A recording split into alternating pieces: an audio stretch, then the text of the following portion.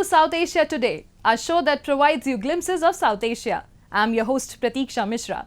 Let's begin with the headlines first. Stranded tunnel workers rescued after 17 days ordeal, families relief.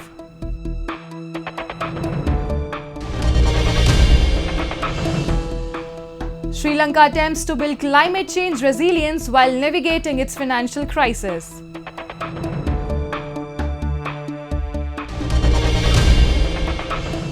And International Buddhist Confederation held in New Delhi, monks from 26 countries joined the meeting.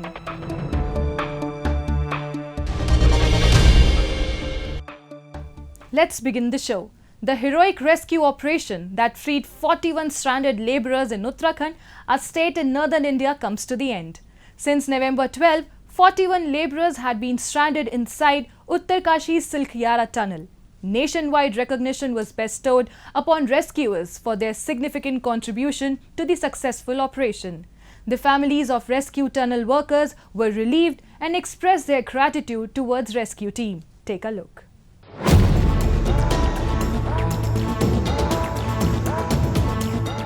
In a heroic rescue operation in the Indian state of Uttarakhand, Indian rescuers finally pulled out the first of 41 construction workers trapped inside a collapsed tunnel in the Himalayas.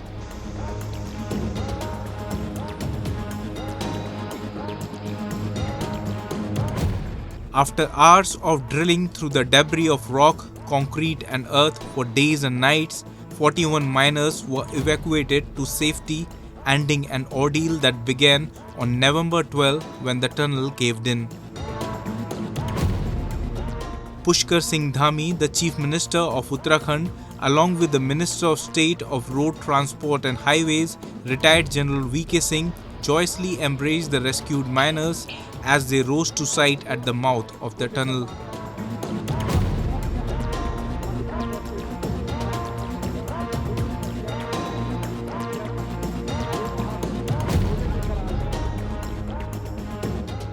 In the morning, the 41 workers were airlifted to India's premier All India Institute of Medical Sciences, AIIMS, in northern Rishikesh city for medical examination. Physically देखने से तो सारे fit और खुश हैं, उनको कोई मानसिक इस तरीके का दबाव दिखाई नहीं दे रहा है, लेकिन फिर भी हमने साइकेट्रिस्ट की टीम और इंटरनल मेडिसिन के डॉक्टर्स की टीम है जो अभी उनका जो इनिशियल जो है एग्जामिनेशन करेंगे, उसके बाद इवैल्यूएशन होगा, उनका ब्लड इन्वेस्टिगेशन, चेस्ट एक्सरे जो भी रिक्वायर्ड जो हमारे डॉक्टर्स को लगेगा तो उनका एग्जामिनेशन किया जाएगा. उसके बाद डिसाइड करेंगे कि किनको ऑब्जर्वेशन की ज़रूरत है या डिस्चार्ज की.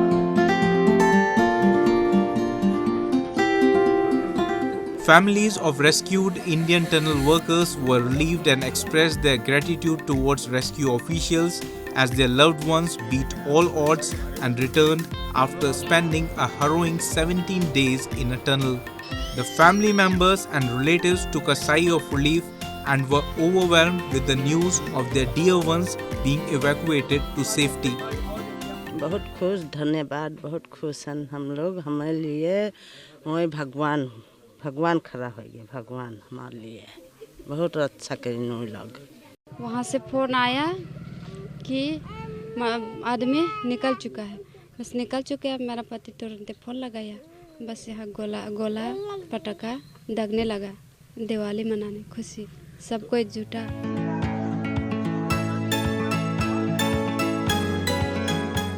The Chief Minister Pushkar Singh Dhami hosted a grand celebration on the return of the tunnel workers rescued after 17 days at his residence the other day. The 41 workers were greeted by Dhami, who was seen dancing and celebrating with them.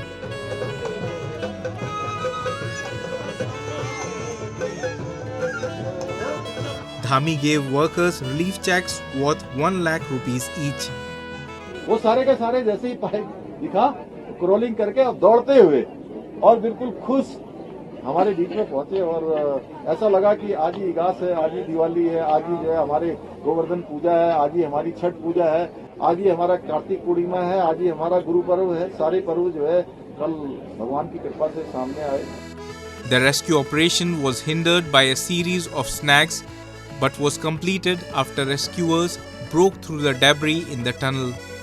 The authorities have not yet ascertained what caused the cave-in, but the region is prone to landslides, earthquakes and floods. Let's now move to Sri Lanka, which is attempting to build climate change resilience while navigating its worst financial crisis in decades.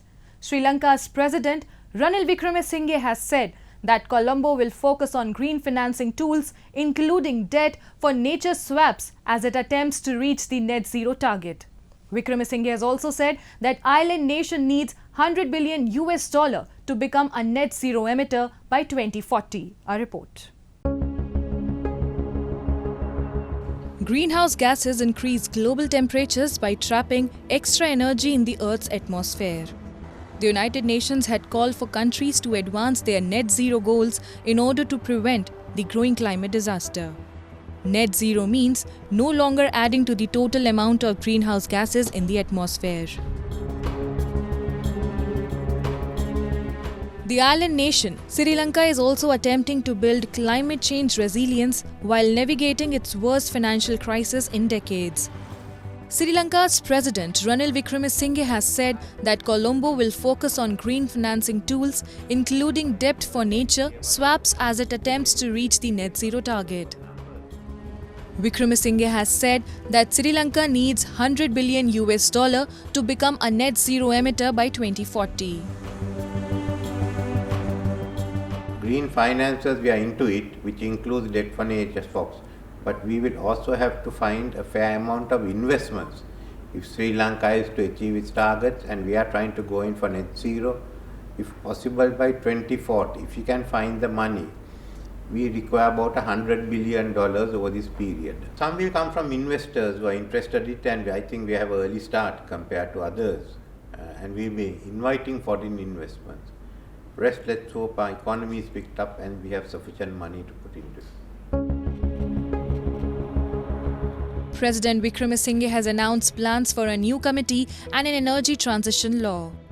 The proposed committee and new legislation, according to a statement from the President's office, demonstrate a commitment to a comprehensive decision-making process for new energy projects. India and Sri Lanka signed 6 energy agreements recently, including the construction of an oil pipeline between the two countries, electricity grid interconnections, and cooperation in the renewable energy sector. India is already connected to Bangladesh and Nepal via power transmission lines, and hence the same model can work with Sri Lanka. Sri Lanka will be able to take advantage of India's low-cost oil sourcing and processing, and will be able to pay for the oil in rupees, thus alleviating its balance of payments crisis. We feel that Sri Lanka has potential for export of renewable energy. We are having connectivity with India for this purpose, but there also seems to be a lot of excess capacity as far as green hydrogen is concerned. We are working on it. I think we can easily be an exporter of green hydrogen.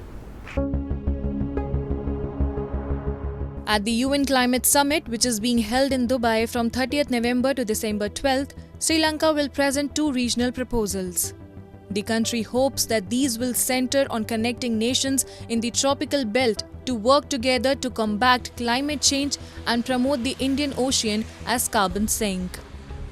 By 2050, it's predicted that nearly 19 million Sri Lankans could reside in regions that could develop into moderate or severe hotspots for floods or droughts.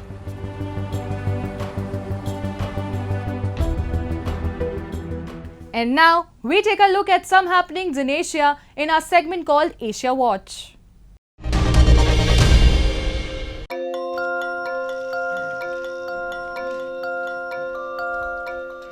The foreign ministers of China, Japan and South Korea met in the port city of Busan on November 26, seeking to restart cooperation among the Asian neighbors and pave the way for a summit of their 3 leaders. China's top diplomat Wang Yi said the 3 countries should play an active role in promoting regional and global development with a more progressive manner and attitude. Japan's Yoko Kamikawa said greater trilateral cooperation will contribute to regional peace as the international security situation has become more severe and complex than ever. The three top diplomats met in Busan for their first such meeting since 2019, after officials of the three countries had agreed in September to arrange a trilateral summit at the earliest convenient time. The officials would work to ensure the summit of the leaders of the three nations was held as soon as possible, Park said.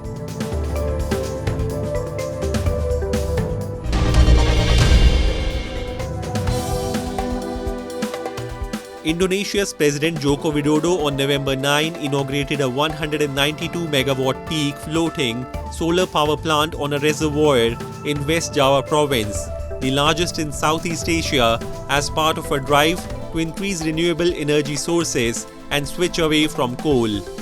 The $108.70 million project was developed by PLN Nusantara Power, a unit of Indonesia's state utility company Perusahaan Listrik Negara, and United Arab Emirates Renewable Energy Company Masdar, a unit of Mubadala Investment Company. The solar power infrastructure built on Kirata Reservoir, 108 kilometers southeast of Indonesia capital Jakarta, is the third largest floating solar plant in the world. Renewable energy accounted for 12.3% of Indonesia's energy mix in 2022, and Jokowi said that the target of 23% by 2025 would probably be missed.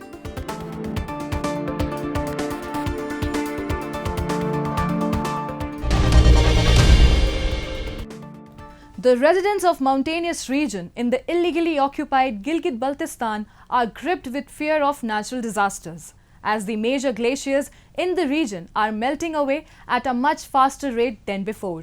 The danger of floods looms large in the villages surrounding glaciers. The rapid deforestation to sustain Pakistan's infrastructure project is the prime cause of drastic change in climatic conditions. The local administration shows no concern towards environmental degradation in Gilgit-Baltistan. The residents complain they receive no funds from the proxy administration of Pakistan after last year's devastating flood. We have a report. The danger of natural disasters is looming large in the mountainous regions of Gilgit-Baltistan. Owing to rapid deforestation to sustain Pakistan's several infrastructure projects, there has been a drastic change in the climatic conditions of Gilgit-Baltistan. The glaciers are melting at a pace never before, raising threats of glacial lake outburst floods for the villagers living in surrounding areas. Tariq Jamil, a local community leader who has been monitoring the change in glaciers, is wary of floods in his village, where around 200 families are surviving.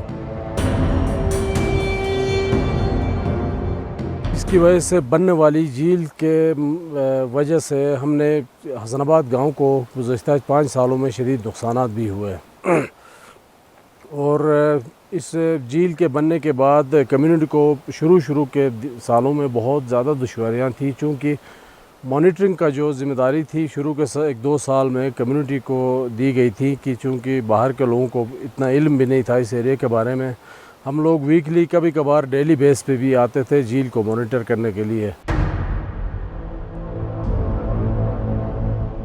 When glacial lakes overfill or their banks become weak, the overwhelmed lakes burst into deadly floods, wiping out bridges, buildings, and fertile lands in their way. Over the past 3 years, residents repeatedly evacuated just in time to avoid loss of life, and many fear a flood while they sleep. Others struggle financially as their land and homes were destroyed, most recently in 2022. Zahra Ramzan in a nearby Chalt village had a close call when a torrent of black water rushed down the valley, sweeping away his 11-year-old son Ali Muhammad. Ramzan gets nervous whenever there is heavy rain or flooding, refusing to allow her surviving children out of sight. अमितंग के आसमानी फतन दीम के तटे मुलुजार बुटा और अफसोस में bill को खूब तो दा अखिलन मनी दा मैंने औलादर मनी न सुजार बुट तकलीफ आर में बिल दा जा औलाद अमली निमें के अमली बेसन मनो मने जार बुट टेंशन में बिल के दा हिक के अखिलन मनी ने जे बुट खाऊ बुल दा वशबा. Pakistan is the only country to receive adaptation funding from the Green Climate Fund, the Paris Agreement's key financing pot to ease the risk of such floods in Gilgit-Baltistan. However, the residents of this village in the illegally occupied territory have received no funding for rehabilitation or help from Pakistan's proxy administration. People like Tariq Jamil are the only concerned individuals who have been taking care of the environment and joined the UN-backed Glacier Lake Outburst Flood GLOF 2nd project to help communities downstream. But his daughter often gets worried about the future and fears if someday they would be cut off from their house due to floods.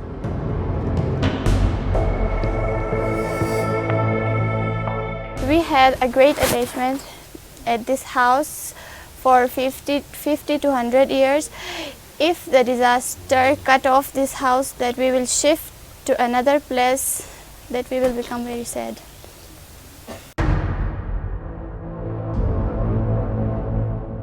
Darkut is another village that sits surrounded by mountains and glaciers. Muhammad Yasin, an environmental sciences graduate researcher at Karakoram International University, is studying the extent to which Darkut Glacier is melting. He reveals his fears and premonitions concerning Darkut Lake formed in the soil and rock landscape by the receding glacier.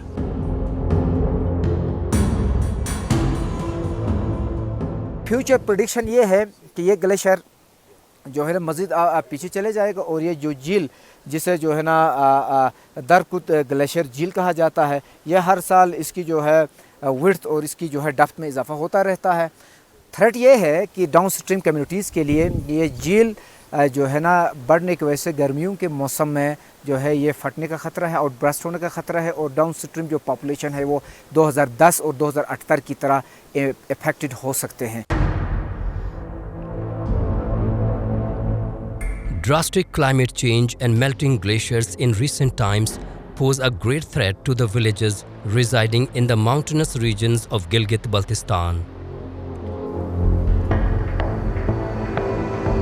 In absence of any rehabilitation plans from the local administration, their lives are hanging on the edge.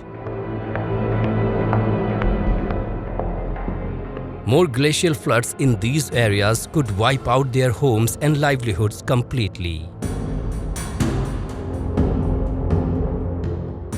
Buddhism is not just a religion, but a way of living that guides humanity towards a more compassionate and interconnected world. Today in our show, we'll give you a glimpse of the recently held General Assembly meeting of the International Buddhist Confederation (IBC) held in India's capital New Delhi, which was joined by monks from across 26 countries. Let's take a look.